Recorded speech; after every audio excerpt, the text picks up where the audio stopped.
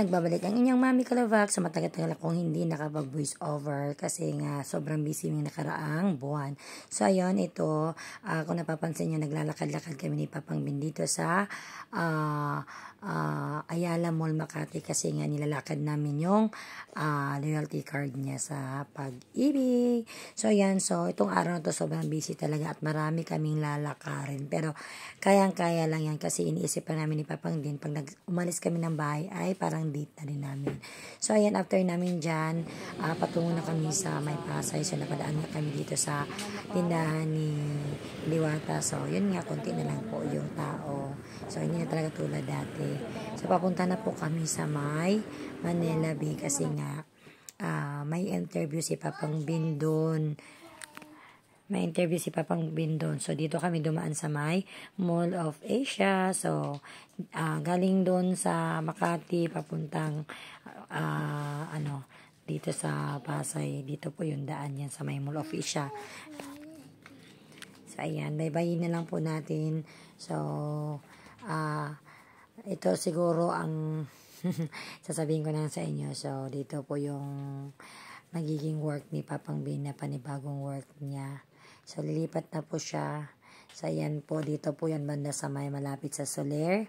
Yan. So, interview ni Papang Bin yan nung isang araw pa yan. So, interview ay pasa ng requirements and interview agad ng manager. So, dahil good yung mga record niya siguro sa biodata niya or sa resume niya. So, wala nang alinlangan pa para siguro hindi tanggapin, no? So, itong magbubukas na yan ay malapit lang yan dito sa Asiana City, yan. Sa City of Dreams sa May Pasay, Manila Bay. So, ito po yung BPAP. So, sister company ng Vikings. Kayo, kilala nyo yung Vikings, guys. So, ito po siya. Sobrang laki niya. Meron silang falay band dito, o diba? So, ang magiging work ni Papang Bin dito is Southwick pa rin, syempre. So, yan, BPAP live. So, yan po si Papang Bin after interview. So, nagka-kondisyonan na. So, ayan, good mood na siya kasi toxic na daw sa dati niyang work. So, wala na tayong magagawa dyan. So, after nyan, nagsimba kami sa Baclaran Church. Kumain muna dito sa ugbo-ugbo. So, ang tawag yan, ugbo-ugbo ba tawag nila yan? So, yan. So, sakto po yun. Dumaan din kami dito sa Baclaran kasi yung magiging new work ni Papang Bin ay malapit lang po dito sa Baclaran Church. So, ayan. Sakto pagdating namin dito sa Baclaran Church, ibinaba yung frame ni Mother of Perpetual Health kasi nga magpi-fiesta ngayong Friday. So, sakto-sakto pumila kami. Hindi naman kaanong mahaba ang pila. So, syempre no, ang tagal natin inasam-asam na hawakan yung frame ni Mother of Perpetual of Health. So, talagang para talaga siguro to sa amin at para kay Papang Bin na gusto niya magkaroon ng panibagong work kasi pag toxic na yung katrabaho mo, syempre, apektado na rin yung health mo niyan. Hindi na po maganda makipagtrabaho sa mga taong hindi naman maganda makisama sa'yo. So, wala na po akong palag kaya Papang Bin kung gusto niya siyang lumipat. So, okay naman yung offer.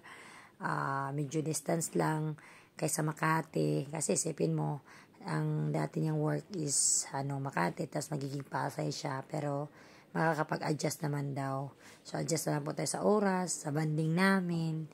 Oo, diba? So, ayan po, after namin doon, magsimbaan, dito naman kami sa Estancia Capitol Commons Pasig para mag-sideline si Papang Bin. O, diba? Ganito, pag makapag-asawa ka ng freelance, so freelancer. Totoo naman talaga. Kasi bukod sa meron siyang regular na trabaho, nagpe-freelance po sa kasi Papang Bin. Marami po siyang hawak na restaurant and bar na siya po ang nagme-maintenance. So, habang nag-aantay ko sa kanya, ito po, inulan po kami. O, diba? So, andito lang ako sa labas. So, maganda din galaan dito sa Capitol Capitolio, Pasig. Malapit lang po to dito sa amin. So, sa mga gustong gumala, dito po sa may Estancia Capitol.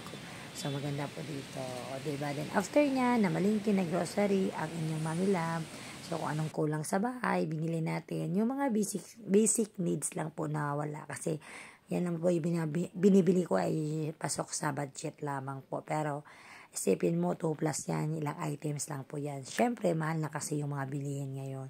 So, di ba? Saan naabot yung 2 plus mo? Sa kaperanggot at ilang items lang yan. Pero, ang importante, yung mga needs natin dito sa bahay ang nabili natin. Huwag na tayong bumili ng hindi mga needs kasi wala yan.